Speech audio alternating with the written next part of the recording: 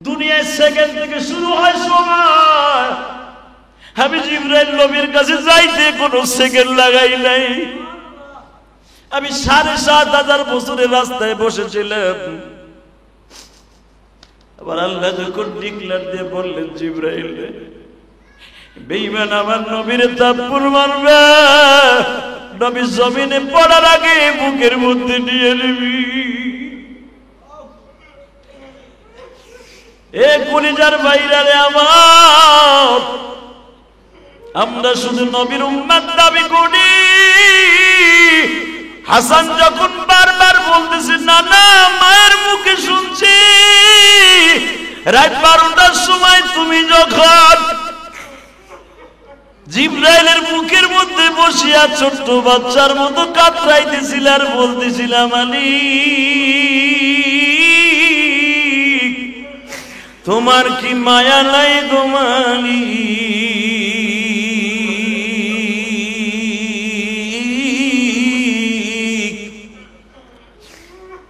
বেঈমান আবু জেহেল যখন দ্বিতীয়বার আবার থাপ্পড় মারবে, জিবরাইল পিছনের থেকে বারবার বলে, ইয়া রাসূলুল্লাহ, প্রথম থাপ্পড় যখন মারে আমি কিন্তু আপনার কাছে ছিলাম না গো নবী, আমি ছিলাম ৭,৫০০ বছরের রাস্তায়। এইবার কিন্তু আমি আপনার পিছনে দাঁড়িয়ে আছি। একবার যদি মারছে আর একবার যদি আপনার শরীরে আঘাত করে, কওমে লুতের মতো বাক্কা শহর আমি আসমান পর্যন্ত তুলে নিয়ে যাব। এই জমিনটাকে আমি উল্টে ফেলবো, এই পবিত্র জায়গাটা আমি উল্টে ফেলবো। আমার নবী মুখটা চেপে ধরে বলে, চাচা গো, একবার মারছো আর মারার চেষ্টা করো না গো চাচা। এই পৃথিবীতে আমার গায়ে হাত দিয়ে কোনো মানুষ ঠিক থাকতে পারে নাই, কিন্তু তুমি কেন পেরেছো জানো নি? একমাত্র তুমি আমার ব্লাড কালেকশন গো চাচা। আমার বাবা তোমার কাছে ঋণী ছিল, বিদায় আল্লাহ তোমারে মাফ করে দিয়ে গো চাচা। মেরে ভাই ও দোস্ত বুজুর্গ, জিবরাইল বারবার পারমিশন চাচ্ছে, ইয়া রাসূলুল্লাহ বাক্কা শহরটা আমি পুরা উল্টায় দিব রুটির মতো। বিশ্বনবী বলে, জিবরাইল রে, তোমার কি জীবনে কোনোদিন চাচা আসিল? বিশ্বনবী বলে, তোমার চাচা আছে? কয় না। তোমার মা আছে? না। তুমি তো মানুষ না, কিচ্ছু না, তুমি দরদ নাই, তুমি কে বুঝবা? এই চাচা আমারে কত আদর করতো, আমার বাবার স্বাস্থ্য চাচা, আমি পারবো না আমার চাচার বিরুদ্ধে তারে বরদোয়া দিয়ে। সঙ্গে সঙ্গে হাসান বলে, নানু ভাই, তুমি যখন মুখটা চেপে ধরে বাড়িতে আসছিলা, আমার নানি খাদিজা একটা চিৎকার দিয়ে বারবার বলতেছিল, ফাতেমা রে, এক মশক পানি নিয়ে আসছে মা। আমার মার মুখে শুনছি, ওই রাত ১২টার সময় মা বারবার চিৎকার মারতেছিল আর বলতেছিল। এই জন্য দেখবেন মেয়েরা কিন্তু সবচাইতে বাবার প্রতি দুর্বল বেশি। মেয়েরা কিন্তু বাবার প্রতি দুর্বল। আপনার ৩-৪টা ছেলে মেয়ে, বাবারে কিন্তু সবচেয়ে বেশি ভালোবাসে মেয়েরা। আমার বিশ্বনবী কি বেঈমান এমন জোরে থাপ্পড় মেরেছে, এই গালের চলের মধ্যে ৫টা আঙ্গুলের দাগ পড়ে গেছে। আল্লামা মাজিদুল হক বুখারীর শরহ লিখতে যে বলেন, পৃথিবীর এমন কোন মানুষ নাই, এমন কোন মুসান্নিফ লেখক নাই, দাওয়াতুন নবী সাল্লাল্লাহু আলাইহি ওয়াসাল্লামের এই চ্যাপ্টারটা হাদিসটা লিখতে গিয়ে তার চোখে পানি আসে নাই। বিশ্বনবী যখন মুখটা চেপে ধরে বলে, খাদিজা রে, তুমি যে বারবার এই গালটা দেখতে চাইছো, এটা দেখলে তুমি সহ্য করতে পারবে না। ফাতেমা বলে, আমার মা জোর করে যখন টান দিয়ে দেখলেন বেঈমানের হাতের ৫টা আঙ্গুলের ছাপ আমার নানার মুখের মধ্যে। আপনারা জানা আছে, পৃথিবীতে যত ধনাঢ্য মহিলা ছিলেন তার ভিতরে মা খাদিজা একজন। খাদিজার মাল এমন কোন ব্যবসায়ী নাই, সে ব্যবসা করতে সিরিয়ায় যায় নাই গো বাবা। স্বামীর এই করুণ দৃশ্য থেকে পৃথিবীর কোন মহিলা আছে সহ্য করতে পারে? আর এই স্বামীটা তো সেই রকম স্বামী, পৃথিবীর 1 ক্লাসের স্বামী। আমার নবীকে যদি পৃথিবীতে স্বামীর দিক দিয়ে দাঁড় করানো হয়, নবীকে স্বামীর শূন্যস্থান পুরো করার মতো কোন স্বামী আল্লাহ বানায় নাই। প্রেসিডেন্টের দিক দিয়ে যদি পৃথিবীতে নবীকে এক পালায় দেওয়া হয়, নবীর স্বপ্নস্থান পুরা করার মতো প্রেসিডেন্ট পৃথিবীতে কোনো জন্ম নেয় নাই। পৃথিবী যদি কোনো মানুষকে বাবা আদর্শবানের দিক দিয়ে এক নম্বরে রাখা হয়, আমার নবী হলো পৃথিবীর শ্রেষ্ঠ আদর্শবান। লাকাদ কানা লাকুম ফি রাসূলিল্লাহি উসওয়াতুন হাসানাহ ওয়া ইন্নাকা লাআলা খুলুকিন আযীম। পৃথিবীর শ্রেষ্ঠ সৃষ্টিজীবের মধ্যে সবচেয়ে দামি চরিত্র অধিকারী আমার নবী। যখন এই গালের মধ্যে দেখলেন 5টা আঙ্গুলের ছাপ লেগে গেছে, মা খাদিজা সহ্য করতে পারে নাই, সঙ্গে সঙ্গে বললেন, দুনিয়ার মানুষটা যদি এই নবীটার দরদ বুঝতা কোনদিন এই মানুষটারে কষ্ট দিতে না। আমি আপনাদের খেদমতে আরজ করবো, হাজী সাহেবান জীবনে যারা জীবনে একবার মক্কা মদিনায় গেছেন, বিশ্বনবীর সালাম দিছেন, বিশ্বনবীর রওজায় সালাম দিছেন, তাদের প্রতি আমার দাবি থাকবে, আমার বিশ্বনবীকে যদি একবার ভালোবাসার নজরে কোনো মানুষের অন্তরে এসে থাকে, ওই মানুষটা কোনোদিন জাহান্নামের আগুনে জ্বলবে না। নানা ভাই শুধু একটা কথা যদি বলতা কি, ও নানা ভাই, মায়ের মুখে শুনেছি দিনের দাওয়াতের জন্য মক্কার অলিতে গলিতে তোমার বিচরণ ছিল। দাওয়াত ও তাবলীগের কাজ তো আমরাও করি, আছে না নাই?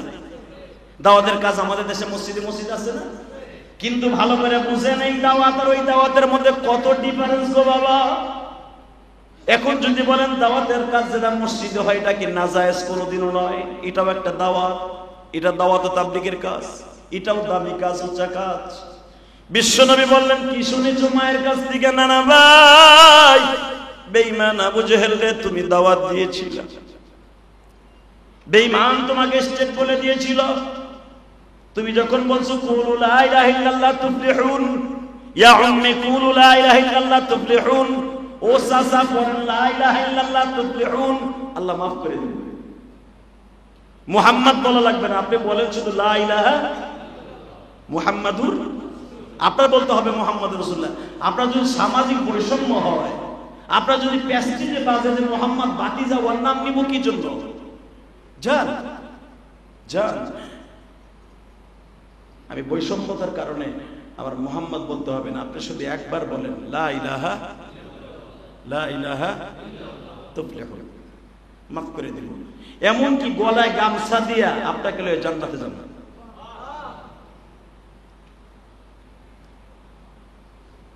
বিশ্বনবী বললেন, চাচা বলা যাবে না। বেঈমান চট করে বলে ফেললেন, আমার কাছে সামাজিক বৈষম্যতা আছে, যেই বৈষম্যতার কারণে বাংলাদেশে এত কিছু ঘটে গেল। কথা বলেন না কেন? ঘটে যায় না, সরকার পর্যন্ত পরিবর্তন হয়ে গেল খালি বৈষম্যতার কারণে। সামাজিক বৈষম্যতা ওই জামানায় ছিল। বেঈমান বলতেছে, আমার কাছে বিভিন্ন কোয়ালিটির মানুষ আছে, তুই আমার কাছে ঘন ঘন দাওয়াত দিবি আর তোর এটা আমি অ্যাকসেপ্ট করবো না, তুই কোনোদিন আমার কাছে আসবি না। বিশ্বনবী বলেন, চাচা ঠিক আছে, আমি আর আসবো না, তবে যাইবার আগে একটা কথা বলে দিই, এমন একটা সময় আসবে আপনি আমাকে বিশ্রাবেন কিন্তু পাবেন না। তোকে আমি বলে দিলাম, দিনের বেলা আর কোনোদিন আমার কাছে আসবি না। বিশ্বনবী মনে মনে ভাবলেন, যারা দিনের বেলা যাইতে আমার না করছে, এই দুঃখ কার কাছে বলবো? আমার নিজের রক্তের লোক, ব্লাডের কালেকশন যদি তারা বলে যে আমার কাছে দিনের বেলা আসবি না, আমাদের বৈষম্যতায় লাগে, আমাদের প্যাস্টিজে লাগে, তুই আমার কাছে আর আসবি না। পৃথিবীতে মনে রাখবেন, একটা পুরুষের জন্য সবচাইতে ভিটামিন যুক্ত জায়গা, মেডিসিন যুক্ত জায়গা, সেটা হলো বিবির কাছে। কথা বলেন না কেন? বিবি এমন একটা জিনিস, যারা বিয়ে করে না এরা জি কয়, আর যেগুলো বিয়ে করছে হেরা কথাই কয়, হেরা তো শান্তিতে নাই। কিন্তু মনে রাখবেন, বিশ্বনবী বলেছেন, আমি বলি নাই, আহসানতা নেমরা, তোমার ভালো শান্তির জায়গা আল্লাহ পাক দুনিয়ায় জান্নাতের একটা নেয়ামত রেখে দিয়েছেন, সেটা হলো তোমার বিবি। আর বর্তমানে দেখবেন, বর্তমান সমাজে সবচেয়ে হার্টের রোগী বেশি পাবেন বোর্ড টেনশন। কি প্রিন্সের মতো চেহারার ছেলে, বিয়ের 6 মাস পরে বেটায় মদ ধরছে, গাঞ্জা ধরছে, কে লেগে কয় বউ গেছে। কথা বলেন না কেন? তা আমার বিশ্বনবীর কথা কি মিথ্যা যে পৃথিবীর জান্নাতের নেয়ামত হলো বিবি? তো বিশ্বনবীর জান্নাতের নেয়ামত হলো 11 জন বিবি। আমার নবী মা খাদিজার কাছে বলে, খাদিজা রে, তুমি না বারবার জিজ্ঞেস করতেছো, আপনি খাবার দরখাস্তায় বসে বারবার বড় বড় চোখ করে তাকান। ঘটনা কি হয়েছে আজকে বলতো? খাদিজার তো বোঝা শেষ, কারণ নবীর চাইতে দুনিয়ার দিক দিয়ে 15 বছরের বড় মা খাদিজা, আমার নবীর থেকে 15 বছরের বড় মা। এই মহিলার মতো বিচক্ষণতা, এই মহিলার মতো বড় বিজনেসম্যান তদনীতিন কালে মধ্যপ্রাচ্যের ভিতরে দ্বিতীয় আর একটা লোক ছিল। এই যে আবু জেহেল শিল্পপতি, সব মা খাদিজার বাড়ির মাল বিক্রি করে শিল্পপতি। মা খাদিজা এত বড় একজন ব্যবসায়ী ছিলেন। হাসান বলেন, নানা ভাই, মায়ের মুখে শুনছি তুমি বলো নাই। ও নানা, সবচেয়ে দামি একটা জিনিস তোমারে বলে দিয়ে যাই, মায়ের মুখে শুনছি আমরা দুই ভাই তোমার থেকে কয়েক গুণ কয়েক দিক দিয়ে বড়। নবী আমার বলে, আমার থেকে তোমরা বড়? কয় হ্যাঁ। নবী তাদের ব্রেন পরীক্ষা করতেছে, ছোট্ট মানুষ। বিশ্ব নবী বলে ফেললেন, নানাজি শুধু যাইবার আগে একটা কথা বলবো নানা, তোমার উম্মতকে আল্লাহ মাফ করার জন্য কি দরকার আমরা দুই ভাই দিতে রাজি আছি। এই কথাটা বুঝাবার জন্য আমি আপনাদের এখানে নিয়ে আসলাম। নানা, তুমি যখন বেঈমানের হাত থেকে অপমানিত হয়ে বলতেছিলা তুই আর কোনোদিন আমার কাছে দিনের বেলা আসবি না, ও নানা, তুমি মা খাদিজার প্রশ্নের উত্তরে, তোমার বিবির প্রশ্নের উত্তরে, আমার নানির প্রশ্নের উত্তরে বারবার বলতেছিলা, খাদিজা তুমি আমাকে জিজ্ঞেস করেছো আমার মুখটা কালো কেন? খাদিজা শুনবা, বেঈমান আমার চাচা আজকে বলে দিয়েছে তুমি আর দিনের বেলা দাওয়াত নিয়ে আসবা না। দেখেন মা খাদিজাকে আল্লাহ কত তীক্ষ্ণ বুদ্ধি দান করেছেন। আমি আমার মা বোনদেরকে বলবো, মা গো, স্বামীর বিপদের সময় যদি আপনি পাশে থেকে মিষ্টি মিষ্টি কথা দিয়েও যদি তাকে আপনি রিল্যাক্সে রাখতে পারেন, মা খাদিজার গাড়িতে একদিন জান্নাত নসিব হয়ে যাবে।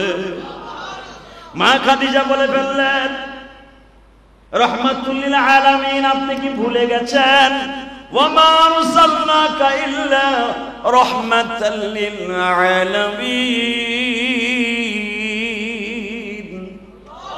পৃথিবীর শ্রেষ্ঠ রহমত আপনি, পৃথিবীর শ্রেষ্ঠ জান্নাতের মাকাম আপনি। দেখেন বিবিকারে কয় নবীর মাথার সব টেনশন দূর করে দেয়। মা খাদিজার জানা ছিলেন স্বামীরে কেমনে কিভাবে কি দিলে আমার স্বামীর মাথাটা রিল্যাক্স হয়ে যাবে। বললেন, কি বলেছে তাই বলেন। খাদিজা আমারে বলে ফেলেছে দিনের বেলা আর কোনোদিন দাওয়াত ও তাবলীগের দাওয়াত নিয়ে যাওয়া যাবে না। মা খাদিজা চট করে বলে ফেললেন, দিনের বেলা না করছে, রাতের বেলা তো না করে নাই, আপনি রাতের বেলা যান। আর এইটা যদি আমার বউ হইতো, এই মুতাল্লির বউ হইতো, তোমার কইছে গেলে মসজিদে মারামারি করতে, তোমার বাপ দিছে জায়গা, মসজিদে সুন্দর হইছে, দরকার আছিল কি মারামারি? তোমার মায়ের খাওয়ারের দরকার কি? দল করার দরকার কি? কথা বলেন না। এই মুরব্বী যদি মসজিদ করে থাকে আর তোমার দর আছে নাকি, সওয়াবের লেগে দিছো, আলহামদুলিল্লাহ, চলুক না, তোমার এত দল করার দরকারটা কি? বিবি কানে কয় আপনার দিনের বেলা না করছে, রাতের বেলা তো না করে নাই। ফট করে আমার নবী বিছানা থেকে জেগে গেলেন। খাদিজা ঠিকই তো বলেছে, আমার এক্ষুনি যেতে হবে।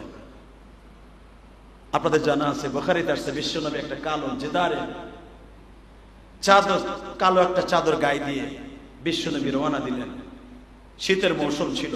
আবু জেহেলের বাড়ির সামনে দাঁড়ায় সেই রাত 11:30টার সময়। এখন যে আপনারা বলেন আবু জেহেলের বাড়ির বাথরুম, এখন যেখানে আবু জেহেলের বাড়ির বাথরুম, এটা কিন্তু আবু জেহেলের বাড়ি না। আবু জেহেলের বাড়ি আগে যেখানে বাথরুম ছিল এটা আবু জেহেলের বাড়ি। এই যে মানুষ শিরক করে বিদায়ের বাথরুম সরাই নিয়ে গেছে ওদিকে, জাবাল আবি সারার দিকে নিয়ে গেছে। মেরে ভাই দোস্ত বুজুর্গ, বিশ্ব নবীর কলিজার টুকরা নাতি দুটা বলে, না না, আমরা মায়ের মুখে শুনেছি। কি শুনেছ? তুমি যখন বেঈমানের দরজার সামনে লক করলা, বেঈমান বারবার বলতেছিল তুমি কেন এসছো? তুমি বারবার বলতেছিলা চাচা আপনি আমার দিনের বেলা আসতে না করছেন, রাতের বেলা না করেন নাই। বেঈমান যখন বলল ঠিক আছে তুমি ঘরের মধ্যে ইন করো, ঘরের মধ্যে ঢুকো, আমি জানি আপনাদের অন্তরের মধ্যে একটু না একটু নবীর প্রেম থাকলে বাবা চোখের মধ্যে পানি জমবে অন্তরে। যখন বলেছে তুমি ঘরের মধ্যে ঢুকো, আব্দুল্লাহ ইবনে মাসউদ বলেন শীতের মৌসুম, বেঈমানের হাতের মধ্যে চামড়ার মোজা ছিল বাবা। বেঈমান সামনের পাওটাকে এইভাবে চৌকাঠের পরে শক্তির উপরে ভর দিয়া আমার নবীর মুখের উপরে এমন জোরে থাপ্পড় মেরে দিচ্ছে, নবী আমার ছিটকে পড়ে যাবে। সূরা সাফফাতের মধ্যে দেখবে জিবরাইল নিজে বর্ণনা করেন, আমার জীবনে কয়েকবার বিশ্ব নবীর কাছে গেছি, এত দ্রুত কোনদিন বিশ্ব নবীর কাছে আমি যাই নাই। দুনিয়ায় সেকেন্ড থেকে শুরু হয় সময়, আমি জিবরাইল নবীর কাছে যাইতে কোনো সেকেন্ড লাগাই নাই। আমি ৭,৫০০ বছরের রাস্তায় বসেছিলাম।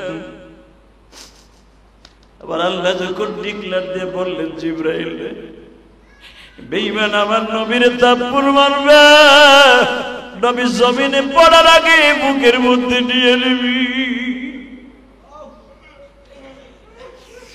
এ কলিজার বাইরে আমার, আমরা শুধু নবীর উম্মত দাবি করি। হাসান যখন বারবার বলতেছে, না না মায়ের মুখে শুনছি, রাত 12টার সময় তুমি যখন জিবরাইলের মুখের মধ্যে বসিয়া ছোট্ট বাচ্চার মতো কাতরাইতেছিল আর বলতেছিলাম, মালিক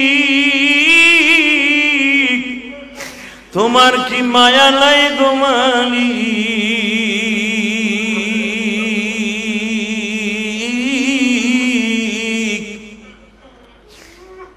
বেঈমান আবু জেহেল যখন দ্বিতীয়বার আবার থাপ্পড় মারবে, জিবরাইল পিছনের থেকে বারবার বলে, ইয়া রাসূলুল্লাহ, প্রথম থাপ্পড় যখন মারে আমি কিন্তু আপনার কাছে ছিলাম না গো নবী, আমি ছিলাম ৭,৫০০ বছরের রাস্তায়। এইবার কিন্তু আমি আপনার পিছনে দাঁড়িয়ে আছি, একবার যদি মারছে আর একবার যদি আপনার শরীরে আঘাত করে, কওমে লুতের মতো বাক্কা শহর আমি আসমান পর্যন্ত তুলে নিয়ে যাব। এই জমিনটাকে আমি উল্টে ফেলবো, এই পবিত্র জায়গাটা আমি উল্টে ফেলবো। আমার নবী মুখটা চেপে ধরে বলে, চাচা গো একবার মারছো আর মারার চেষ্টা করো না গো চাচা।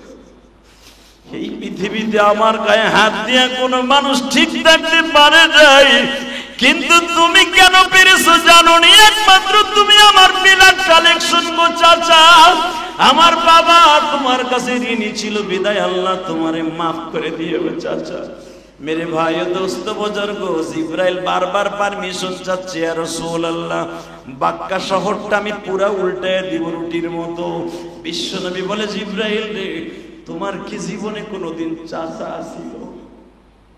বিশ্বনবী বলে, তোমার চাচা আছে কয় না, তোমার মা আছে না, তুমি তো মানুষ না, কিচ্ছু না, তুমি দরদ নাই, তুমি কে বুঝবা?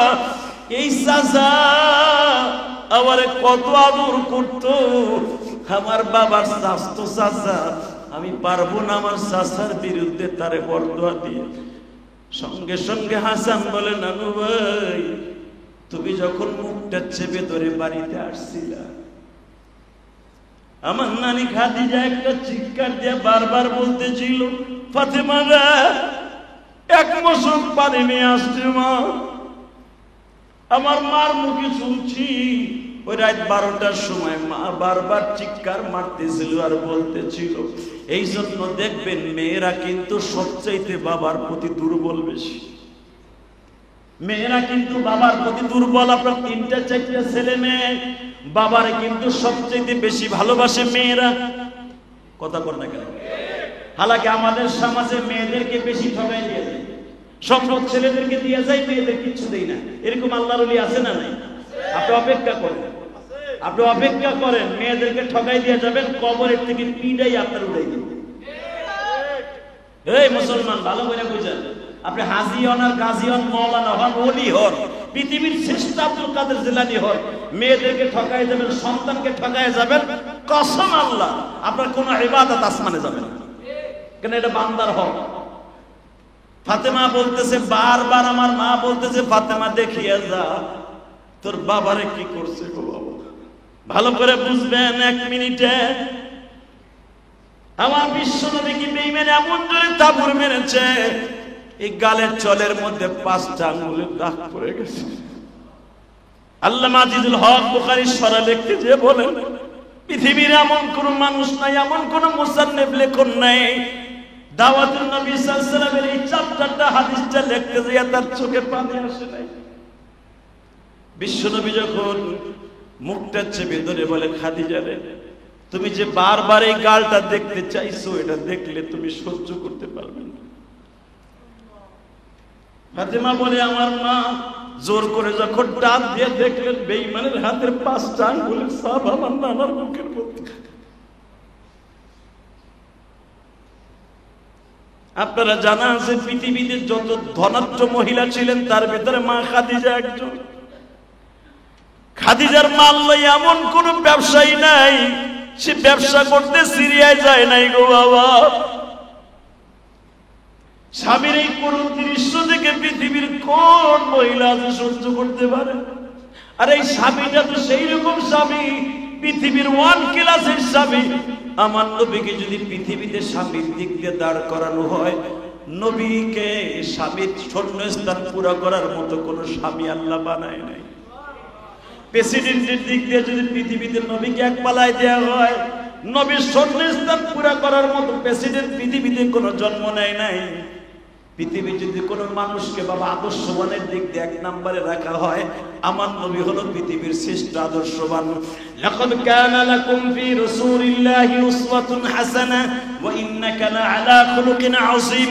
পৃথিবীর শ্রেষ্ঠ স্রষ্টার সৃষ্টিজীবের মধ্যে সবচেয়ে দামি চরিত্র অধিকারী আমার নবী। যখন এই গালের মধ্যে দেখলেন 5টা আঙ্গুলের ছাপ লেগে গেছে, মা খাদিজা সহ্য করতে পারে নাই। সঙ্গে সঙ্গে বললেন, দুনিয়ার মানুষটা যদি এই নবীটার দরদ বুঝতা, কোনদিন এই মানুষটার কষ্ট দিত না।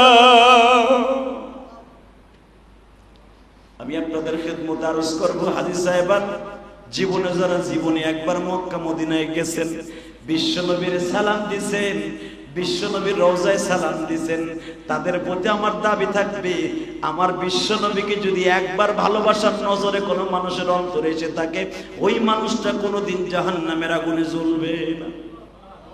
ঠিক না বেঠিক? জোরে করবে। ও না না, একটা কথা বলে দিয়ে যায়, না না, আমরা নানির দিক দিয়ে তোমার চাইতে অনেক দামি, না না আরো কয়েক দিক দিয়ে তোমার কাছে দামি আছি। পৃথিবীর শ্রেষ্ঠ মায়ের দিক দিয়ে আমার মা, পৃথিবীর শ্রেষ্ঠ বাবার দিক দিয়ে আমার বাবা। কারণ তোমার বাবা আব্দুল্লাহ তোমার হাতে কালেমা পড়ে নাই, আমার বাবা তোমার হাতে কালেমা পড়ছে। আমার মা আল ফাতিমাতু সাইয়্যিদাতু নিসাই আহলিল জান্নাহ, সমস্ত মহিলাদের জান্নাতের সভাপতি আমার মা। তোমার মা জান্নাতের সভাপতি নয়, পৃথিবীর কোন মহিলাকে জান্নাতের সভাপতি আল্লাহ ঘোষণা দেয় নাই, আমার মাকে দেওয়া হয়েছে। ও না না, এইবার বলো, তুমি দামি না আমরা দুই ভাই দামি? নবীর এই কথাটা মনে পড়ে গেছে মৃত্যুর সময়, যেটা দুই ভাই আমাকে বলেছিল, না না তোমার থেকে আমরা দুই ভাই কয়েক দিক দিয়ে দামি। নবী হাসান হোসেনকে সামনে বসাইয়া 2 মিনিটে শেষ করবার আলোচনা। ওই হাসান হোসেনকে সামনে বসায় বলে, না না তোমরা না বলছিলা ছোট্টকালে আরো 2-3 বছর আগে তোমরা আরো ছোট ছিলা, তোমরা না বলছিলে না না তোমার থেকে আমরা কয়েক দিক দিয়ে বড়। ও না না তোমরা দুই ভাই হাত তুলো না, মালিক একটু বুঝে কও না, আমার উম্মতকে যেন মাফ করে দেয়, আমার উম্মতকে যেন মাফ করে দেয়।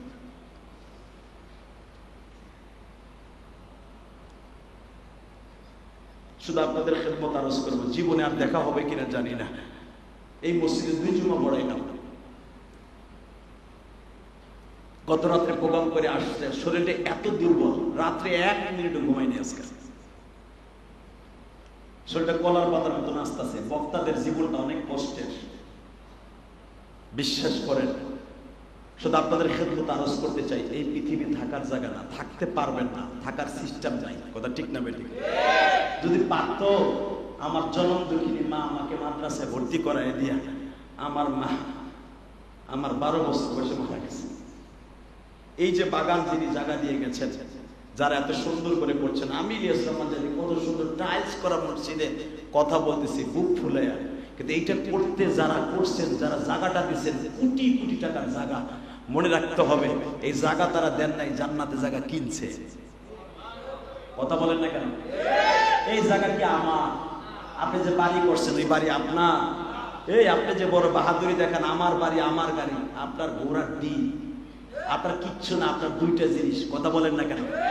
একটা হলো নেক আমল আর একটা বদ আমল। যদি আপনার বাড়ি হইতো, আপনার ছাদে আপনারা দাফন করা হইতো।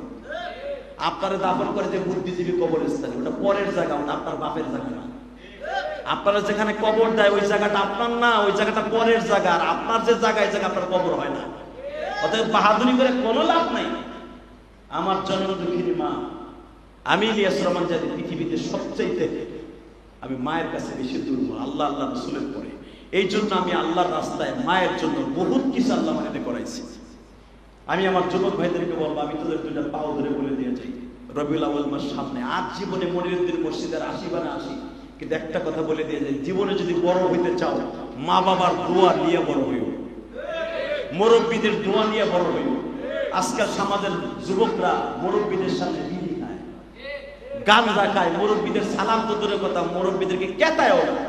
তুমি আজকে মুরব্বীদের সম্মান করবা না, তুমি একদিন আসবে মুরব্বীদের সম্মান তুমি করবা না, তোমাকে কেউ সম্মান করবে না, কুত্তা বিড়ালের মতো ব্যবহার করবে তোমার সাথে। এটা আমার কথা না, বিশ্ব নবীর কথা। তো আমি আপনাদের খেদমত আরজ করি, জীবনের দেখা হবে কিনা জানি না। আমার মা আমাকে বলেছিল, ইলিয়াস রে, যদি জীবনে কোনোদিন টাকার মালিক হস, একটা মসজিদ একটা মাদ্রাসা করবি। আমি সবে মাত্র তখন মাদ্রাসায় ভর্তি হয়েছি, শুধু 2 মিনিটে শোনায় দেয়।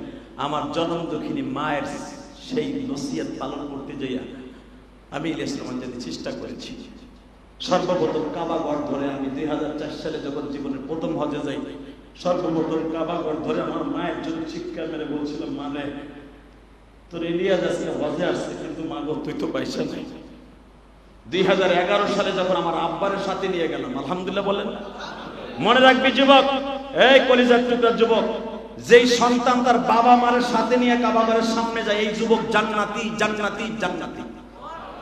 কারণ মা বাবা হলো হুমায় জান্নাতুকা ওয়া নারুকা, মা বাবা জান্নাত, মা বাবা জাহান্নাম। তো আমার মা তো নাই, আমার বাবাকে নিয়ে 2011 সালে মুসাল্লাই নবী, যেটা কাবাগরের দরজার নিচে 7টা পাথর আছে, যেখানে দাঁড়ায় জিবরাইল আমার নবীর নামাজের ট্রেনিং দিয়েছিল, এখানে দাঁড়ায় আমার আব্বারে বুকের মধ্যে নিয়ে বলছিলাম, আব্বা এই জায়গাটা কি আপনি চিনেন? আমার আব্বা বলে, আইলাম প্রথম, তুমি আমার গোপালগঞ্জের মানুষ, তো ভাষা তৈরি বুঝেন, আইলাম, এখন তুমি কি আর বুঝবো, কেমনে কি হবো না।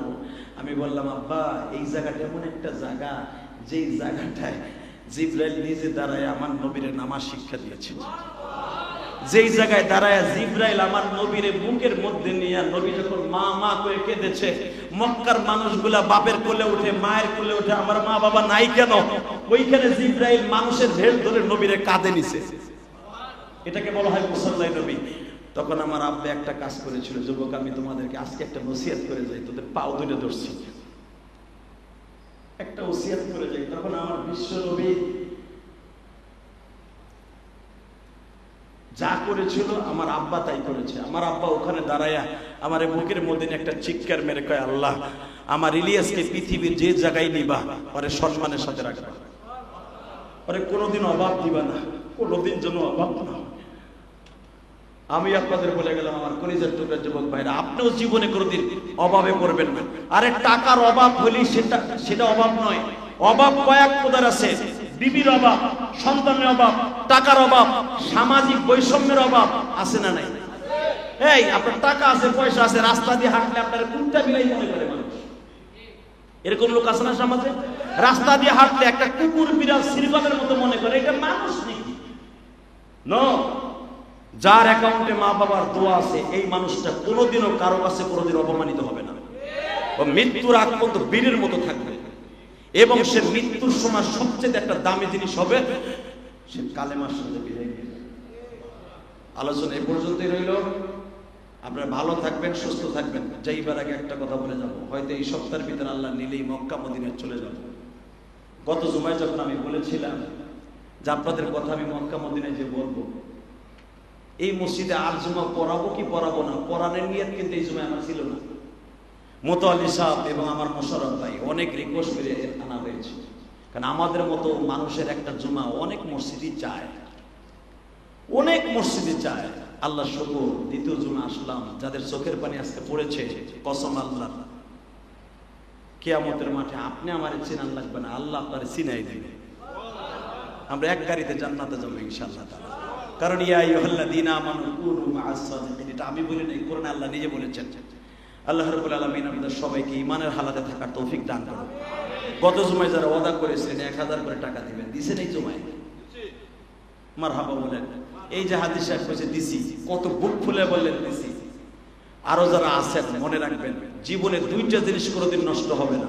as-সাদকাতু তারাতুল বালা, যে ব্যক্তি বেশি বেশি দান করবে তার যৌবন কোনোদিন নষ্ট হবে না, সে কোনোদিন মারাত্মক রোগে আক্রান্ত হবে না, এবং তার রিজিক কোনোদিন নষ্ট হবে না, এবং তার ইজ্জত কোনোদিন নষ্ট হবে না। যে বেশি বেশি দান করবে। আপনাদের খেদমত আমার আরজ থাকবে, বেশি বেশি যতটুকু আপনার অ্যাবিলিটি আছে ততটুকু পরিমাণ দান করবেন। এমন দান করবেন না যে আপনার পকেট খালি হয়ে যাবে, এটা আবার আল্লাহ কয় নাই। যতটুকু পারেন আল্লাহর ঘরে দান করবেন। আল্লাহ সবাইকে তৌফিক দান করুন। দান করবেন তো ইনশাআল্লাহ। তবে আমি আপনাদের কাছে একটা ওয়াদা দিয়ে গেলাম, আমি যখন প্রথম আল্লাহ যদি মক্কায় নেয়, প্রথম তওয়াফে নাই না, আপনাদের কথা মনে থাকবে। যদি বলেন হুজুর কার কথা মনে থাকবে? গত জুমায় যারা আসেন নাই, যদি বলি দাদা ভাই আপনি এই জুমায়ও কি 1000 টাকা দিবেন, 5000 টাকা কে দিবেন, 500 টাকা কে দিবেন, যদি আল্লাহ পাক এই সপ্তাহের ভিতরে নেয়, আর জীবনে যদি এই মসজিদে জুমা পড়াইতে না আসি, কিয়ামতের মাঠে আপনার সাথে আমার একটা বন্ধুত্ব হবে ইনশাআল্লাহ। বলেন আমি আজকে বলবো না কে কি দিবেন। ব্যাগটা যখন আপনার সামনে যাবে অন্তত মনে করবেন আমার জন্ম দুঃখিনী মায়ের জন্য আমি 500 টাকা আজকে দিয়ে গেলাম, 1000 টাকা দিয়ে গেলাম, এটা আমার মায়ের জন্য। কসম আল্লাহ, এই আল্লাহর ঘরে বসে বলে গেলাম, কসম আল্লাহ, যদি আপনার টাকাটা হালাল হয় আপনি জান্নাতি, আপনার মা বাবার জান্নাতে। আল্লাহ আমাদের সবাইকে তৌফিক দান করুন। আসেন তওবা করি। আস্তাগফিরুল্লাহ রব্বি মিন কুল্লি যামবিন ওয়া আতুবু ইলাইহি লা হাওলা ওয়ালা কুওয়াতা ইল্লা বিল্লাহিল আলিয়্যিল আযীম লা ইলাহা ইল্লাল্লাহ মুহাম্মাদুর রাসূলুল্লাহ। অনেকে দোয়া চেয়েছেন আমার কাছে। আসলে এই মসজিদের নিয়ম তো আমার জানা নাই, পড়াইলাম 2 জুমা। তবে অনেকে দোয়া চেয়েছে। রাসূলের সুন্নাত হলো নসিহতের পরে দোয়া করতে হয়, তাই করি। আপনারা রাগ করেন না, কারণ নামাজের পরে আবার দেখছেন আমি দোয়া লম্বা করি না, যেই লম্বা করার দরকার এখনই করি। আল্লাহ রাব্বুল আলামিন, যে কারণ সৌদি আরবে খুতবার ভিতরে খুতবার পরে কিন্তু দোয়া করা হয়, আপনি ঠিক পান কিনা জানেন না। সৌদি আরবে কিন্তু প্রায় 20 মিনিটের মতো দোয়া হয়, খুতবার ভিতরেই দাঁড়ায় দাঁড়ায় দোয়া হয় মক্কা মদিনায়। এটা আমরা তো বাংলায় করি। এই জন্য সবাই সবার জন্য দোয়া করেন, আমার জন্য দোয়া করেন। অনেক মানুষ দোয়া চেয়েছে, বিশেষ করে মসজিদ মাদ্রাসা কমপ্লেক্স যারা করেছেন, যারা জায়গা দিয়েছেন তাদের জন্য দোয়া করেন, এবং খাস করে এখানে যারা করেছেন তাদের দানগুলোকে আল্লাহ কবুল করেন। আল্লাহর এক বান্দা আমার মসজিদে টাকা দিয়ে দোয়া চেয়েছেন। আমার মসজিদের দোতলার কাজ, টাইলসের কাজ চলতেছে, দোয়া করবেন।